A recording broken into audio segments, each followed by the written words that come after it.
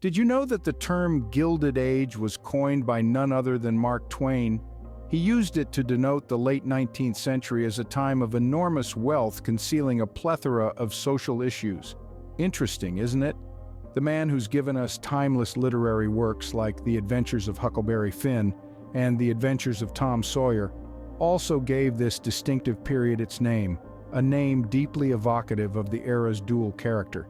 In the annals of the United States, the Gilded Age, which extends from around the 1870s to the dawn of the 20th century, is marked as an era of swift economic growth.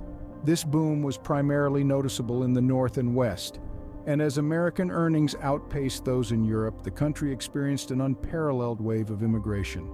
On the exterior, the era seemed to shimmer with the luster of gold, hallmarked by the ascent of industrial magnates and blossoming of a wealthy new elite.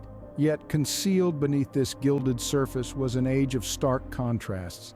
The affluent section of society reveled in their riches, often ostentatiously parading it with palatial residences and lavish soirees, while the less fortunate were mired in poverty.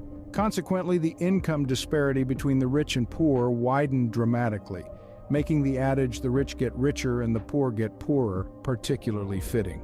The Gilded Age bore witness to the emergence of influential industrialists, often dubbed as robber barons.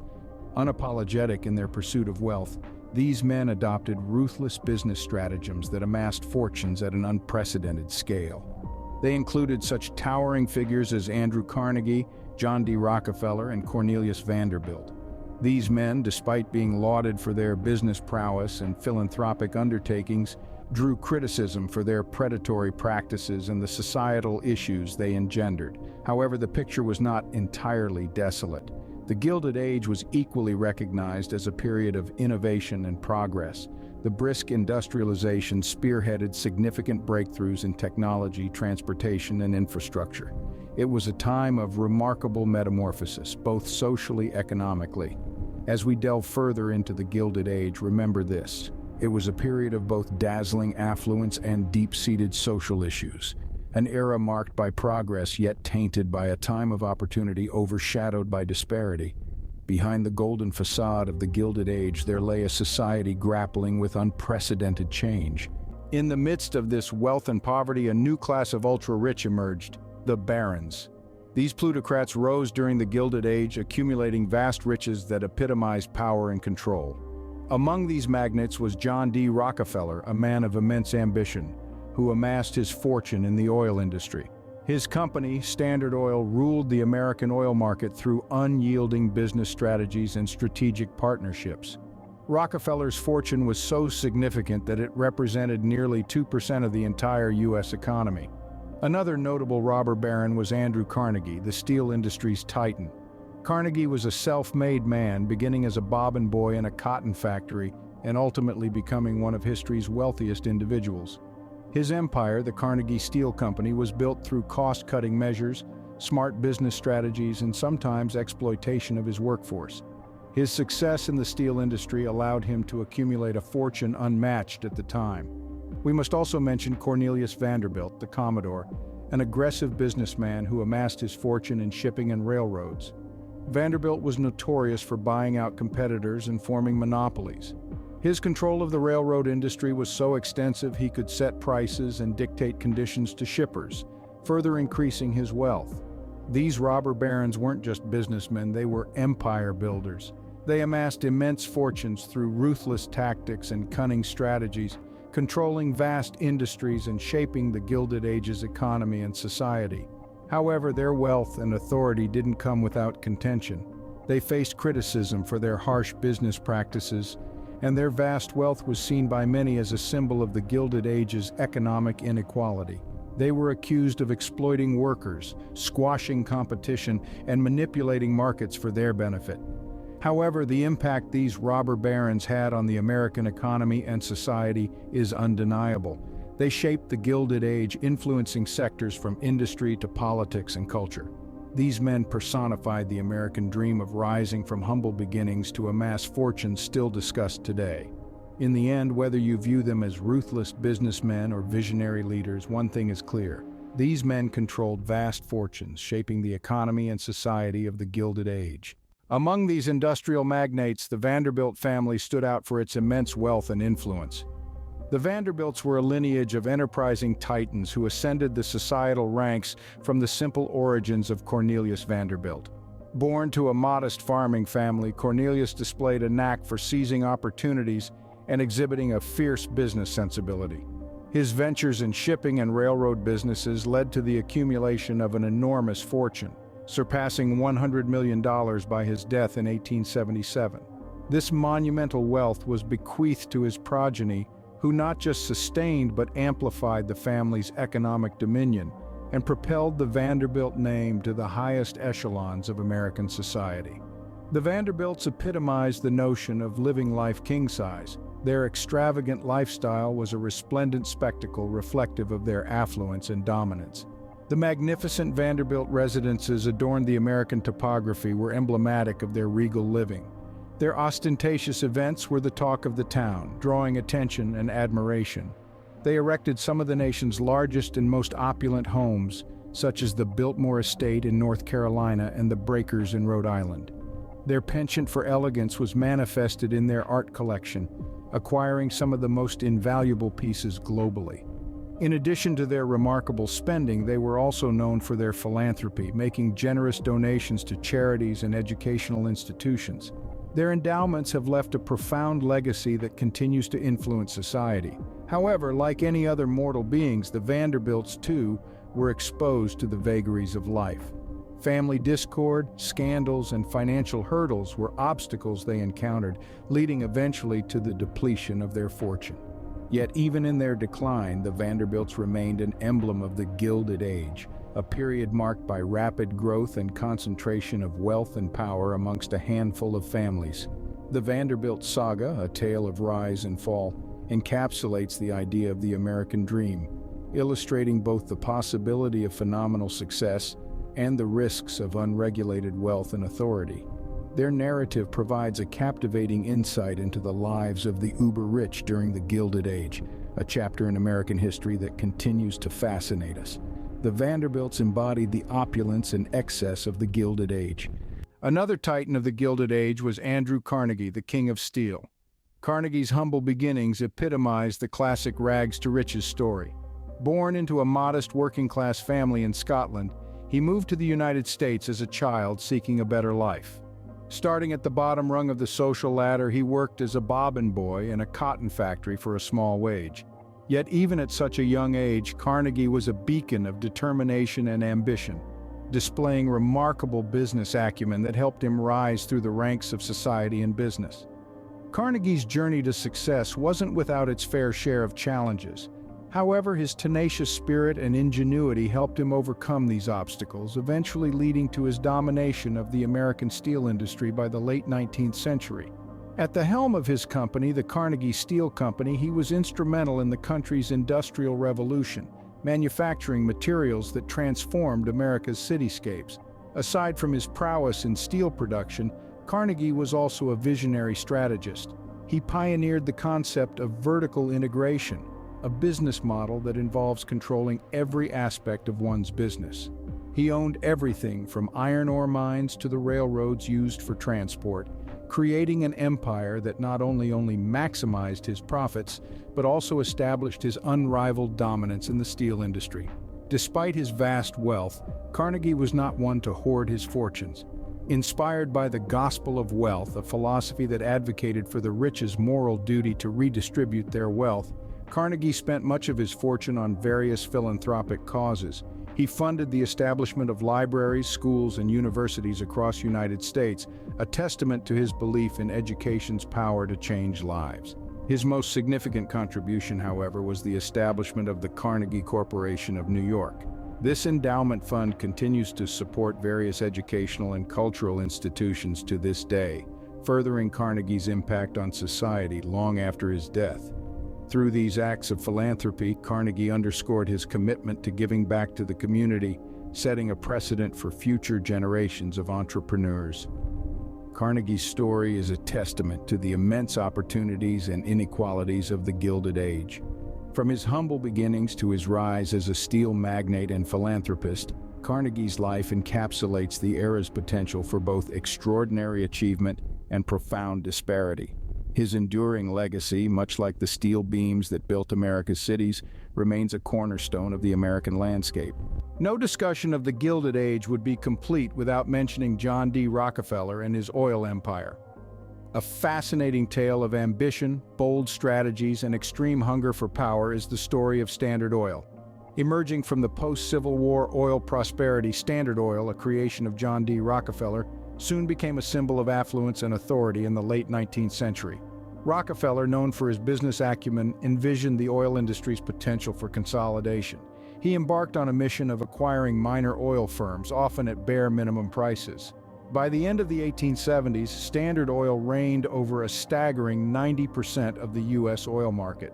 This wasn't just a monopoly, it was a stranglehold.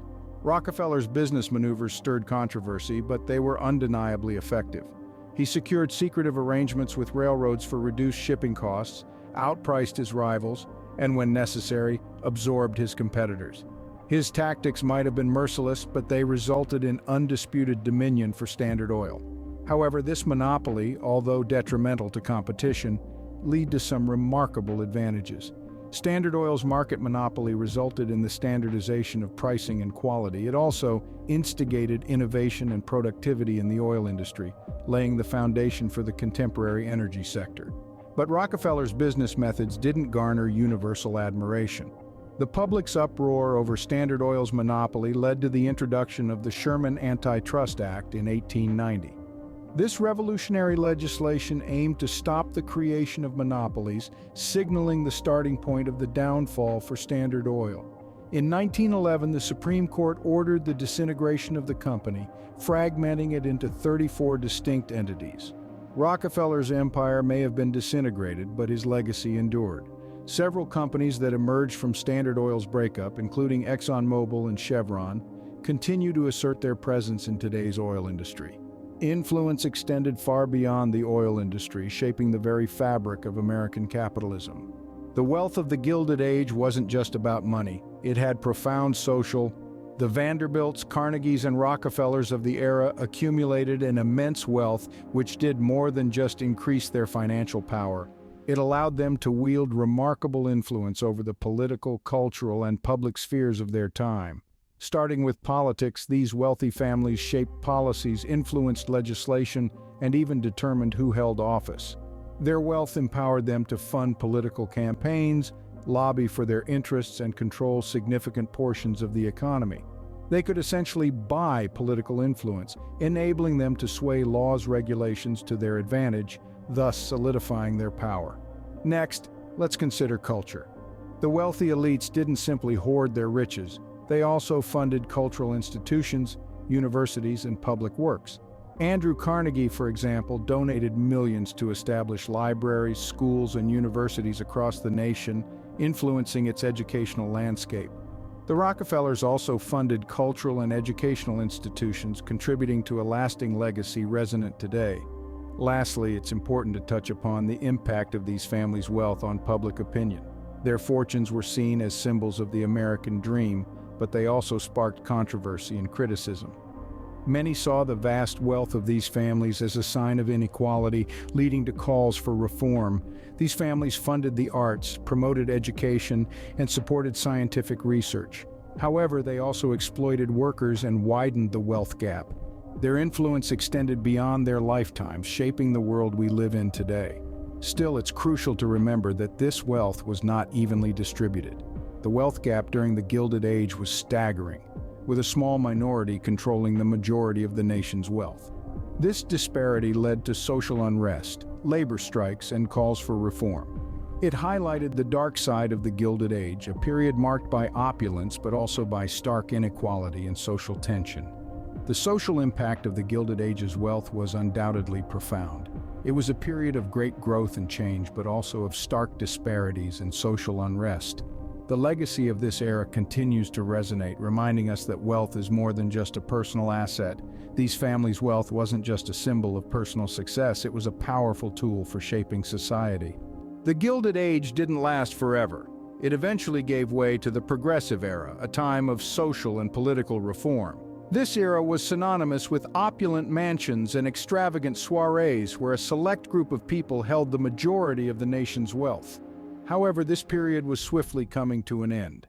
The gilded veneer was beginning to tarnish, revealing the grim realities that lay beneath. As the 19th century transitioned into the 20th, the stark disparities that had been concealed by the luster of the Gilded Age started to surface.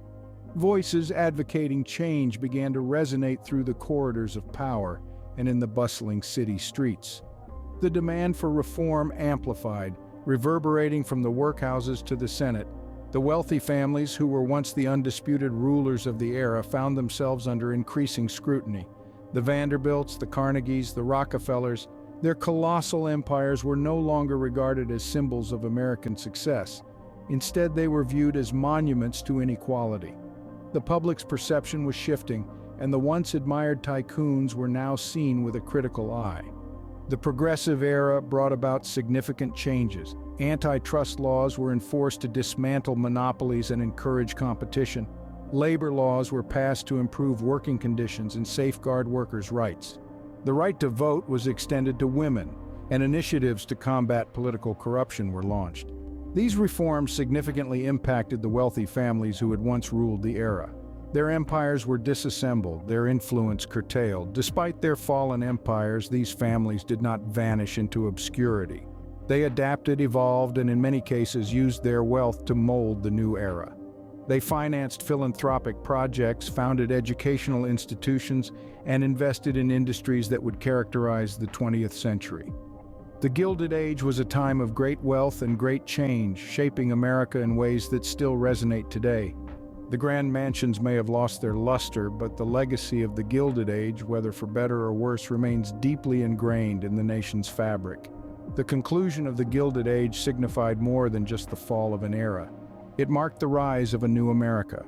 Though the visible symbols of this golden era may have been buried in the sands of time, the underlying spirit endures, influencing and shaping the nation countless ways.